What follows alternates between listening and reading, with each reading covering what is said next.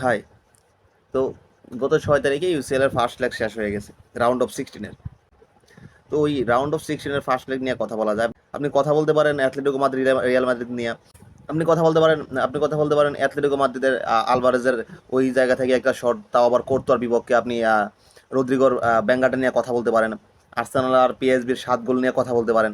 দ্বিতীয় দিনে আপনি ইন্টার মিলান আর ফেইনোর্ডের খেলার মাঝে Lautaro man of the match plus goal দিয়া ইন্টার জেতানো নিয়ে কথা বলতে পারেন আপনি। মুসিয়ালা আর হেরিকেনের পুরাপুরি লেভারকুসেনের একদম ধ্বংস করে দিয়েছে, আপনি ওটা নিয়েও কথা বলতে পারেন। কিন্তু যেখানে আমাদের কথা বলতে হবে, we need to talk about Barca, Benfica, Liverpool, পিএসজির গেম নিয়ে। We need to talk about those two guys. আমরা জানি যে ফুটবল কখনোই ওয়ান ম্যানের খেলা না, কিন্তু এই দুইটা খেলার মাঝে এই দুই ভদ্রলোক প্রমাণ করে দিয়েছে যে ফুটবল আসলে ওয়ান ম্যান খেলা না হলেও একজন লোক এই খেলাটা ঘুরে নিয়ে আসতে পারে। আপনি অ্যাথলেটিকোর সিমেওনেরা জানেন যে আসলে ও বাস পার্কিং এর জন্য খুবই বিখ্যাত, যে ওরা লাস্ট শেষের দিকে এসে পুরা গোল পোস্টের সামনে একটা বাস পার্কিং করা শুরু করে। আপনি যদি এই দুটো খেলা দেখেন, এই দুটো খেলা কোনো বাস পার্কিং হয় নাই। গোল পোস্টের সামনে দুইটা গোল পোস্টে দুইজন লোক পুরোপুরি একটা দেয়াল খাড়া করে দিছে। আমি আপনি সহ আমাদের অনেকেরই হয়তো প্রেডিকশন ছিল যে এখানে পিএসজি একটা অঘটন ঘটাবে, পিএসজি ভালো একটা খেলা খেলবে, যেখানে লিভারপুলটা হারায় পিএসজি এই ল্যাগটা হয়তো জিতে যাবে, তাও আবার ওদের হোম গ্রাউন্ডে। প্রেডিকশন খুব একটা ভুল হয় নাই আসলে। প্রাগ দ্য প্রিন্সেসে প্যারিসিয়ানরা এক প্রকার ত্রাসের রাজত্ব কায়েম করে দিছে। আপনি ওইখানে দেখতেছেন যে কি পরিমাণ অত্যাচার, কি পরিমাণ বুলডোজার চালানো হয়েছে লিভারপুলের বিপক্ষে। কিন্তু দিন শেষে সবাইরে ভুল প্রমাণিত করে এখানে খেলাটা বার করে আনছে লিভারপুল 1-0 গোলে। আমরা এটা নিয়ে কথা বলবো, কিন্তু এর আগে আমরা কথা বলতে পারি বার্সা আর বেনফিকার খেলাটা নিয়ে। বার্সা বেনফিকার খেলাটা নিয়ে মোটামুটি সবার মধ্যে একটা ছিল, অনেকে বলছিল এটা সহজ হয়ে যাবে, খুব সহজে আমরা ফার্স্ট লেগ হয়তো ওদের হোম গ্রাউন্ডে ক্লিয়ার করে দিতে পারবো, সেকেন্ড লেগ তো আমাদের হোম গ্রাউন্ডে। তো মোটামুটি এটা কোনো ঝামেলা হবে না। ইউসিএল এর সবচেয়ে সহজ প্রতিপক্ষ হয়েছে বার্সেলোনা। আবার কেউ কেউ বলতেছিল সবচেয়ে কঠিন প্রতিপক্ষ, কারণ যেটা আমিও বলতেছিলাম যে আসলে এটা একটা কঠিন প্রতিপক্ষ। লাস্ট টাইম যদি আপনি লাস্ট খেলাগুলো যদি দেখেন, এখানে আপনি যদি বলেন যে বেনফিকা আমাদের খুব একটা বড় ফাইট দিচ্ছে, আমি ওইটা বলবো না, কারণ বেনফিকা ওরকমভাবে হয়তো সুবিধাও করতে পারে না। বেনফিকার মেন যে মিডফিল্ডার ও ছিল না, অ্যাঞ্জেল ডিমারিয়া ছিল না। ডিমারিয়া যদিও গত ম্যাচে ওরকম বেশি কিছু করতে পারে না, তার একটা ইম্প্যাক্ট পড়তো এই খেলার মাঝে। তো আমরা যদি শুরু থেকে দেখি, শুরু থেকে আসলে আমাদের প্রচুর পরিমাণে মিস করা হয়েছে ভাই। প্রথম হাফে লেভানডস্কি পুরাপুরি একেবারে কী বলবো, জাস্ট ঘুমায় ছিল ওই প্রথম হাফে, বারবার মিস করতেছিল। আপনার সবচেয়ে বড় সমস্যা হয়েছে আমাদের 22 মিনিটে এসে খুব আসছে রেড কার্ডটা। আপনি যদি দেখেন এই রেড কার্ডটার এখানে বেনফিকা একটা মাইন্ড গেম খেলছে এই জায়গায়। যখন ওরা বারবার দেখছে যে বার্সার ডিফেন্স হাইল্যান্ড খেলতেছে, ওই মুহূর্তে বেনফিকার প্লেয়ারটা বলটা রিলিজ না করে, বলটা রিলিজ করে সামনে যে প্লেয়ারটা ও নিঃসন্দেহে সামনে বাইরে ছিল, অফসাইড হতো, ও ওখান থেকে রিলিজ না করে ও নিজে ডিফেন্সের গ্যাপ দিয়ে বলটা নিয়ে দৌড় দিছে।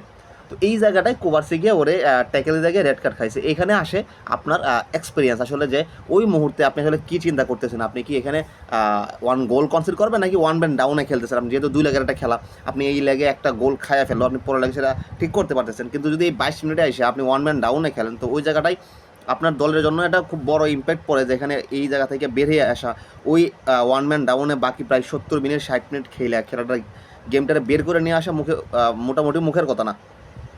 তো এখানেই আপনার একটা ডিসিশন মেক করা লাগে, কিন্তু ওই এক্সপিরিয়েন্সটা আপনি কখনো একটা 17 বছর বয়সী ছেলের কাছে আশা করতে পারেন না। যদি যেটা গত সিজনে আমরা দেখছি যে আরোহর জন্য হয়েছিল, পেজের সাথে আমাদের একটা অ্যাওয়ে ম্যাচ ছিল, ওইখানে আরোহ একটা রেড কার্ড খাওয়ার পরে সেম বিষয়টা আসে। আপনার এক্সপিরিয়েন্স থাকে যে আসলে ওই জায়গায় আপনি কি ভাবতেছেন, আপনি কি একটা গোল খাওয়া ব্যাটার মনে করতেছেন নাকি আপনার একটা ওয়ান ম্যান ডাউনে ব্যাটার করতেছেন, কারণ যেহেতু আপনার একটা লেগ পড়ে আছে, আপনি ওই জায়গায় ভালো একটা জিনিস করতে পারতেছেন। তো যাই হোক, এই জায়গা থেকে কুবার্সির জায়গা থেকে একটা ডিরেক্ট রেড কার্ড খাওয়ার পরে বার্সেলোনা 22 মিনিটের মাথায় ওয়ান ম্যান ডাউনে খেলতেছে, তাও আবার বেনফিকার হোমে। জাস্ট একটা অ্যাওয়ে ম্যাচে আগামী 70 মিনিট আপনার 10 জন নিয়ে খেলতে হয়েছে। এই জায়গায় আপনি আসলে কি আশা করতেছেন, যে আসলে এই ম্যাচটা ড্র করা অথবা 1 গোলে হাইরে আসা জয়ের সমান? ওই জায়গা থেকে আমারও মাথায় এই জিনিসটা ছিল যে আসলে এখান থেকে 1 গোলে হাইরে আসা হোক, ড্র করা হোক, এই ম্যাচটা আমরা হোমে আসে ভালো একটা ফলাফল রেডি করতে পারবো। ওখান থেকে আপনি এই খেলাটা এখান থেকে বের করে নিয়ে আসা আপনি মাস্টার মাইন্ড বলতে পারেন আপনি হ্যান্সি ফ্লিকের যে সাবস্টিটিউশনের যে বিষয়গুলো আছে। আপনি যদি দেখেন যে দানি ওলমোরে দানি ওলমোরে উঠাইলো, তখন আমাদের মাথায় ছিল আসলে লেভানডস্কি তো খুবই ওরকম একটা করতেছিল না, ওরে উঠাইতে পারতো, ওরে সাব করতে পারতো, কিন্তু আসলে ফ্লিক ওরে কাজটা করাইছিল যে আসলে ওরা লংয়ে যাবে, ওরা যদি লং নিয়ে খেলে তাহলে লেভানডস্কি সবচেয়ে যেটা প্লাস পয়েন্ট থাকবে ওটা হচ্ছে ওর এরিয়াল যে ডোমিনেশনটা আছে, এরিয়াল থেকে যে ও যে ডোমিনেটটা করতে পারে এই জায়গায় ওর কাজে লাগাইতে পারবে।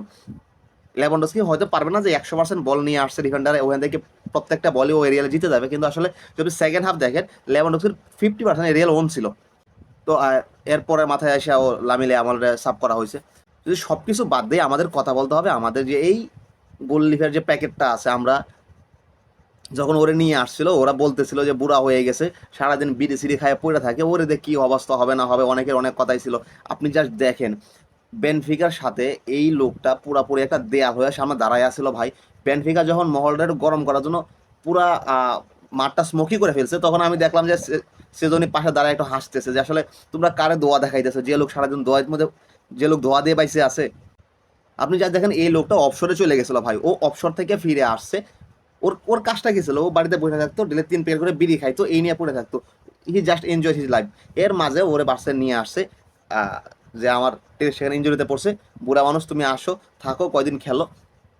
জাস্ট আপনি এখানে আর কোনো কথাই বলতে পারছেন না। আমি এই খেলাটা দেখার পরে আজকে প্রায় 1.5 দিন পরে ভিডিও বানাইতেছি, এর মাঝখানে আমি যে বুঝতেইছিলাম না এটা কীভাবে এক্সপ্লেন করা যাবে, সেজন্য আসলে কি করছে পুরা খেলায় ওর যে একটা ডোমিনেশন ছিল, যে একটা রাজত্ব কায়েম করছে এই খেলাটার মাঝে, এখানে আপনি ওর বিষয়ে কথা না বলে পারতেই আসেন না। Man of the match Pedri হয়েছে, Pedri man of the match হওয়ার পরে সেজন্যই বলতেছে যে আসলে এর মাঝে অর্ধেক দাবিদার আমারও আছে, আমি অর্ধেকটা বাসে নিয়ে যাব। পেদ্রি পাওয়ার পরে পেদ্রি বলতেছে যে এখানে আমার থেকে এটা দাবিদার সেজন্যই বেশি। এখানে কথা আসে পেদ্রি নিয়ে, ভাই পেদ্রি আপনি জাস্ট দেখেন পুরা খেলায় গোল করলো, রাফিনহা সব সেভ দিল, সেজন্যই মাঝখান থেকে man of the match Pedri. Pedri just Pedri, আপনি প্রত্যেকটা ম্যাচ দেখতে পারেন, কোনো একটা ম্যাচে ওর পায়ে বল গেলে ওটা বল ছাড়তেছে না, ও বল রিলিজ করতেছে না, ওর কাছে বল কেউ নিতে পারতেছে না। পুরো খেলার মাঝে একটা ইম্প্যাক্ট পড়ে আছে যে আসলে পেদ্রি মাঠে খেলতেছে, ওর কাছে যখন বল যাইতেছে আপনি দেখতেছেন যে বলটা হ্যাঁ পেদ্রির কাছে আছে, ও কিছু না কিছু করতেছে। লাস্টলি ওরে যখন 5 মিলিয়নে কিনা হয়েছিল এরপর থেকে প্রায় প্রত্যেকটা সিজনেই হাফ সিজন বা এর বেশি চলে গেছে ইঞ্জুরি দিয়া, এইটা ওইটা দিয়া মাঠে খেলতেই পারছে না। কিন্তু এই একটা সিজনে পেদ্রি দেখাইতেছে যে পেদ্রি আসলে ইনজুরি মুক্ত পেদ্রি কতটুকু ভয়ঙ্কর বা ও কি করতে পারে, ওর মধ্যে কি ক্ষমতা আছে। প্রায় প্রত্যেকটা ম্যাচে দেখেন পেদ্রি একটা ইম্প্যাক্ট আপনি দেখতে পারতেছেন।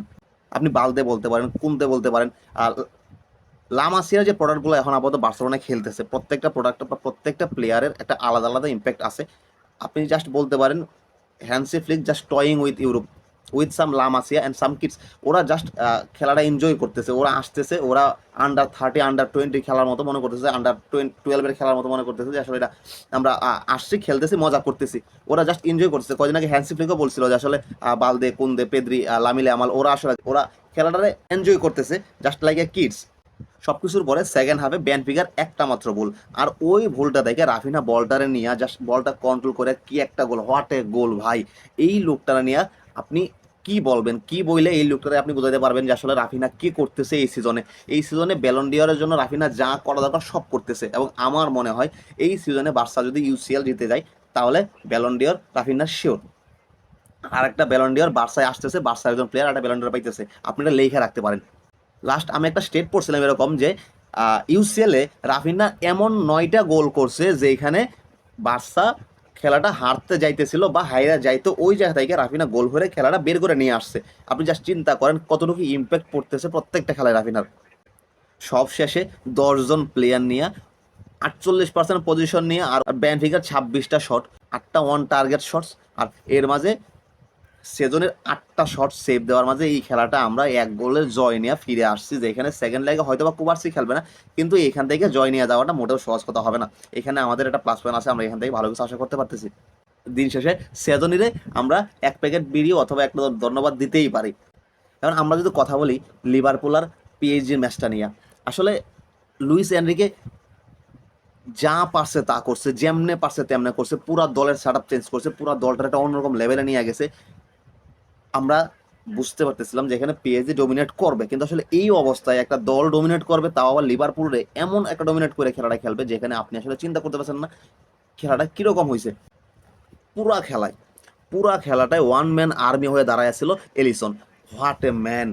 জাস্ট আমার এলিসন সবসময় আমাদের রাইভালরি ছিল, আমরা মার্টিনেজের দেখতে গিয়ে হয়তো বা এলিসনটা ওরকমভাবে দেখা হয় নাই, এরকমভাবে এলিসন নিয়ে কথা বলা হয় নাই, আমরা বলি নাই। কিন্তু জাস্ট কালকের ম্যাচটা দেখার পরে আমি জাস্ট ওয়াও, একটা মানুষ একটা দলের জন্য কি করতে পারে। একটা মানুষ ওই একটা চার কোনা গোলবারের ভিতরে দাঁড়ায়া পুরা খেলাটার মোড় ঘুরাইয়া দেওয়া কেমনে সম্ভব? আপনি যদি দেখেন যে গোলটা যে ছিল, গোলটাও কিন্তু ওর পা দিয়েই হয়েছে। আমরা প্রি অ্যাসিস্টটা কিন্তু এলিসনে করতেছে। পুরা খেলায় পিএসজি 70% বল পজিশন নিয়েছিল। আপনি যদি দেখেন টোটাল শট ছিল 27টা, টোটাল অন টার্গেট শট ছিল 10টা।